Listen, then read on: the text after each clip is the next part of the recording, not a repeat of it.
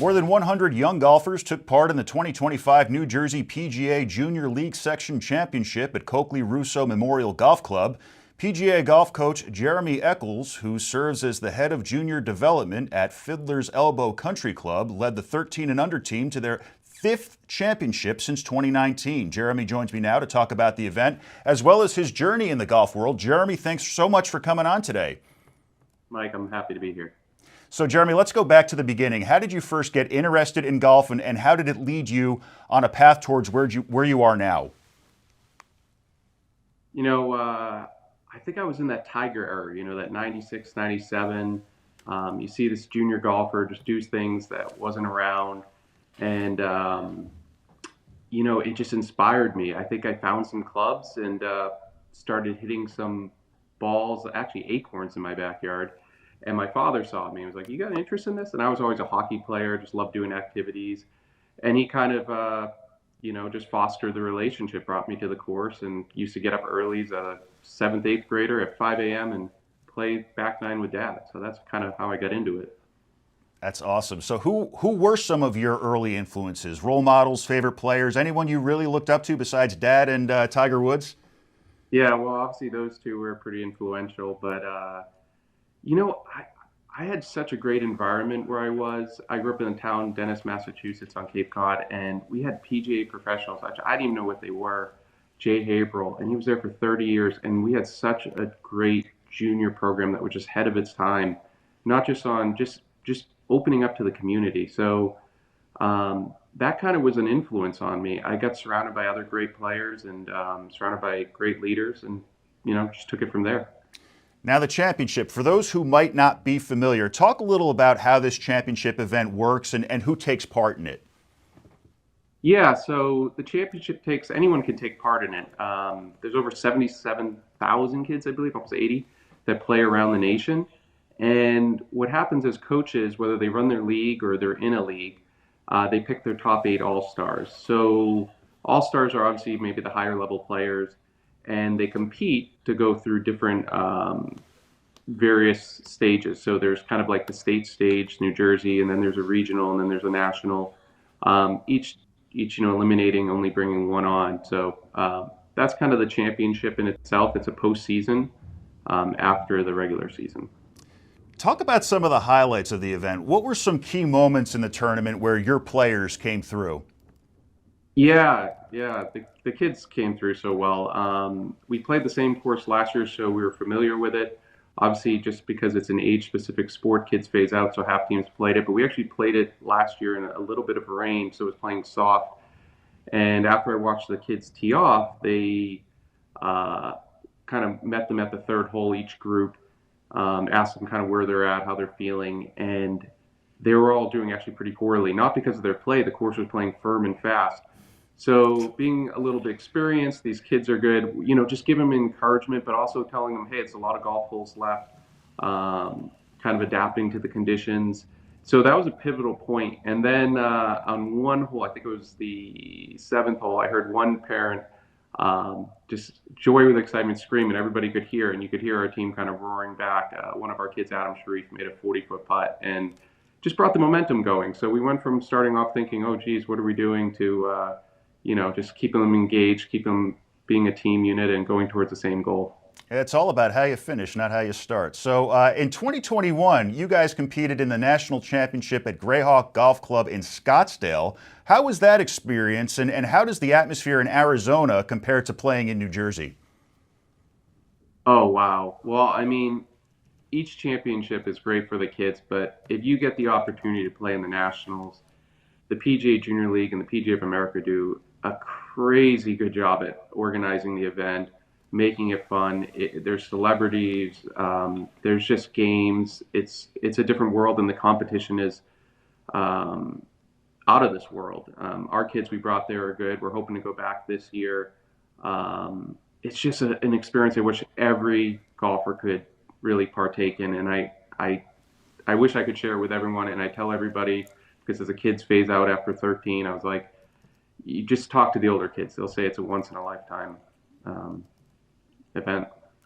And Jeremy, speaking of kids, how does coaching kids compare to coaching adults? Is it more rewarding to coach the younger generation? Well, I don't want to have my adults listening when I say this, but for me, it is. It's really a joy. You're bringing more than just golf to them. Whether it's a kid who's just you're trying to get them into the game, something that you love, or it's a kid who's playing at a national level, whether it's the drive, chip, and putt, the PGA Junior League, the AJGA. You can really see these kids are pretty good. I think people think juniors and they think they're just kids playing golf, but these kids are highly competitive and develop not only a skill but a game for a lifetime. Now, in 2020, you earned the PGA Youth Player Development Award. What did it feel like to know that your influence over the younger generation of golfers culminated in this award? Yeah, it really is a culmination of years. I mean, I feel like I've been teaching golf for almost 20 years, and it was about 5 years in the making of really developing kids, developing programs, creating different avenues. So even though you win it maybe 1 year, it felt like a little 5 year achievement. And I can't be thankful more towards the team that supports me, but the families that believe in me as well. Now, I love this next part. Your philosophy is apply new concepts with simple thought and action. And when you instill that in kids, it seems to get results. How did you come up with that concept, and why do you think it's so effective? I think it's something we do at Fiddlers Elbow from our teaching academy. We have, golf can be really scientific. There's biomechanics, there's forces and torques, there's ground force reactions, there's kinematic sequence, there's all these things. And what you're trying to do is get the golfer better. You don't have to show them how smart you are. So, simple concepts are we have techniques called, Scooby-Doo or Skip the Rock. And these aren't just for kids, they're for adults too, because at the end of the day, it's athletic motion. And we're trying to train that athletic motion and that hand-eye coordination and all those things. So yeah, if you give it to them in a way they remember key concepts, then they develop those skills and those drills, and they don't think about it as something that complicated. Now, you don't just apply your talents to the course, you put them on paper as well as a contributing writer for PGA Magazine. Where does your passion for writing come from, and what golf topics do you typically write about? Yeah, I got to be honest. I'm not the most passionate writer, but I'm passionate about sharing my experiences. And if I can help somebody learn through my mentorship, I'm more than happy to. I think it's just a bigger audience again. You can only help so many people around you, but if there's other PGA professionals or people who are reading those articles, I feel like I'm contributing to a bigger stage. Now, you coach at Fiddlers Elbow Country Club in Bedminster. How long have you been there, and what makes that course special compared to, say, other courses in New Jersey? I think Fiddlers Elbow is one of the most special courses anywhere. I've been there 10 years. It's my 10th season. I'm there through the winters. We have an indoor-outdoor golf academy. We have some of the best professionals in the business. My director of golf, George Dietz, my director of instructions, Mike Adams and Danny Harcourt, and the ownership there, the Donovan family. I remember you go in there and one of the first things you see near our pool is a swing set. And I think it was back in the day the PGA CEO came in and said, you can tell this is already family friendly. And we're a 54-hole facility. We are private, but our junior programs are open. The ownership, who's been owning the club for over 60 years, believe in growing the community, growing the game, and our junior programs are open to those who want to start the game or continue their journey.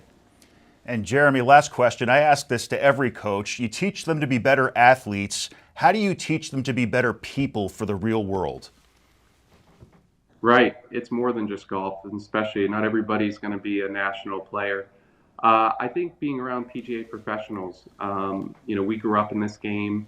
You teach core values, responsibility, integrity, honesty, all those things that go through it. So through the game of golf, we're able to provide those learning experiences and really give the kids more than just golf skills. I think, and if you add the PGA Junior League, which is like the Little League baseball, they get those team building skills as well. And the atmosphere and the environment is unrivaled. And no matter if you're just beginning the game or you're a seasoned veteran, find a PGA program. I think you're going to enjoy it. It really is something else. It's changed the way I look at golf. Jeremy Eccles, thanks so much for taking the time to get today. And again, a big congratulations to you. I appreciate it, Mike.